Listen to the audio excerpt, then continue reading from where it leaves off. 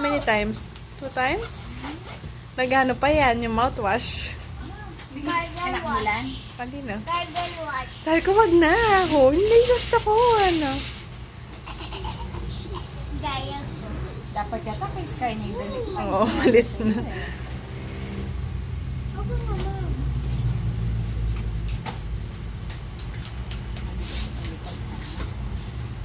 Very good yan, walang Ano, asma. kunwari, magsasmell ka ng flowers. Smell my flowers. Pero ito hindi siya inuubunan. Ha? Okay. Very good yan eh. O kunwari, mag-blow ka ng candle sa birthday cake. Isa pa. Siguro talaga maaga gusto mag-out doon ng asma. Wala ko na eh.